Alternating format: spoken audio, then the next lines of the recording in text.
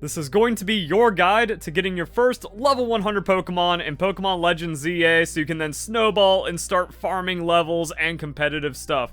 So, in Wild Zone 20, we got these big alpha Pokemon over here. They can drop medium candies or large candies, and if you've caught all the Pokemon in the area, I did a video about it, it can be annoying depending on your RNG, but there's no difficulty. You just run around, reset the spawns, eventually everything spawns, you catch them, and then sometimes an alpha Pokemon spawns, you defeat it out here in the wild, and then once again, you can get some rewards. So that's kind of like the initial start part a little bit, so let's see how many candies we have just from farming. Like 5 large candies, not a lot. We'll see what that does to our level 77 carry. 50,000 experience at level 77. That pushes us to 80. Not too crazy, or like not too crazy, but also not too bad. So our boy is getting strong. Tons of medium candies from that farming, which also puts us at 85.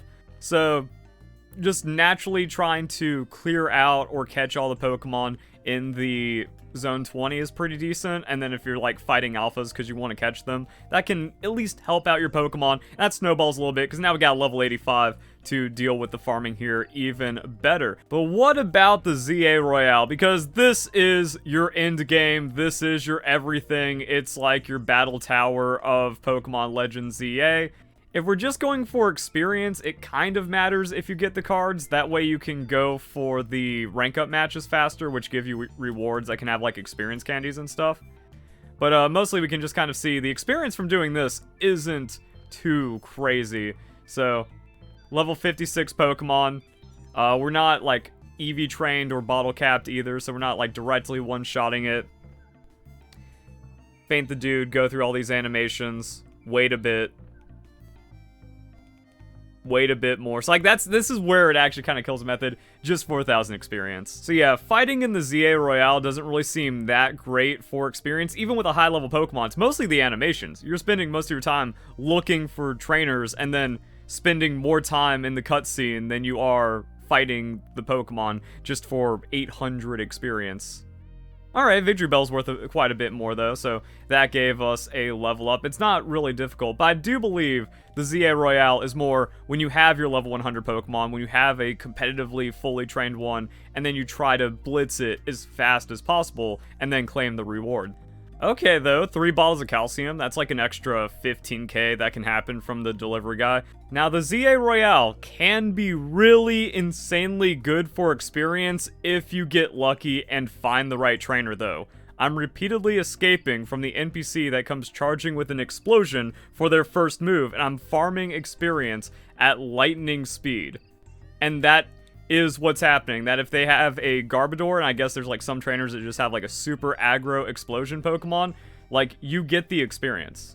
And the way that the battles work in this game is that if you leave and come back, like you run away and flee the battle, it just respawns them with all of their Pokemon, including the Pokemon that just immediately explodes on them. And you can bait out the attack in a couple different ways. Like the explosion, they sit there and charge it.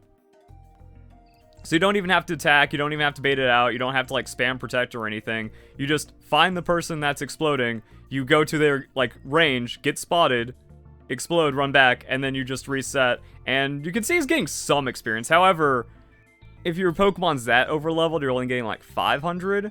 Oh wait, we got an update to this. So the best experience farming is of course with Audino. So once you get a Pokemon to level 100 that can one-shot Audino, make sure it has a long casting animation, and then you just send it. So you can like despawn it, or like despawn the trainer as the attack is going off, and then you run back and Audino's right there. And if you, like, it takes a lot of luck, I guess. So you have to find the trainer that can't immediately spot you because they're blocked by something. It seems like it's just really good to have the 1,000 arrows because it has like the perfect timing on that. And then you just do this, and the farming, once you get into the rhythm, is crazy. And you just have, and you get like thousands of experience per at around level 80. So that's the best method if you can find it once you have a level 100 Pokemon, probably also doing legendaries. No, actually after making this video, that is the best. So what else can we do to optimize experience? Well, let's check out the Canary plushes, because you do gain experience points, but these are actually pretty bad. It's plus 5% experience, plus 10%, plus 15% experience, according to Cerebi. And it doesn't boost the amount from experience candies, so yeah, you're just making a small number slightly bigger, which really doesn't matter. Gold canary plush for the money. However, the pink canary plush for the mega crystals is interesting, and then we just have, like, other things, like the catching for maybe quick catching an alpha Pokemon and then getting its candy rewards or filling out the area sooner actually seems like the play. So my recommendation is pink, blue, gold, and then red, green.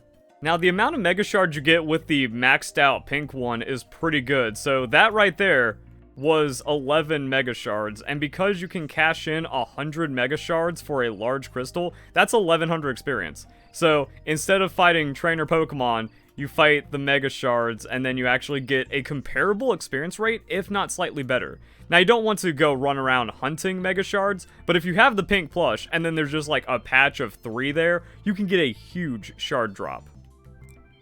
Also, it's worth noting, you can only have 999 Mega Shards. That actually really pisses me off. So, yeah, you can only buy a couple of large candies at a time, but it also means, like, if you've bought a lot of the Mega Stones, or only the ones you care about, and you've just been clearing these out as you go, then you actually should come out here every once in a while, buy a couple of large candies, or at least buy everything else out, and then maybe next time you turn around, you'll have 999 again. So yeah, that feels really bad. Like, alright, cool, we just bought 8 of these for 800. Let's go use them on our level 86. 89. But then we have rare candies. So, like, once your Pokemon hits, like, level 95 or whatever the experience breakpoint is for your Pokemon, then you can use the rare candies to top it off if you really want to get there and just, like, boom, level 100, now we're rocking. Also, farming out here kind of goes pretty quick if you have, like, the right Pokemon. That's only 600 experience. But it's faster than, like, all the turn animations and transitions from the ZA Royale. But you do want to participate in the ZA Royale. So I'm guessing, dump all your candies, clear out some of the areas, battle some alpha Pokemon. That's going to get your Pokemon to, like, level 80 something. And then you can use that to just get through one round of the Infinite ZA Royale, do that battle, and then you should have some good stuff. How much do we get if we break this? Wow. 5, 10, 16. Whoa, 32. Yeah, I was like 50. Nice. So then we can check out Cerebi and see what's going on. So the courier will just give you, like, really good stuff. Just go to ZA Royale. Every time you find one of these guys, you actually get a nice little bonus. Small chance for rare candies, but those might add up since you have to do, like, thousands of battles because of the odds and stuff here.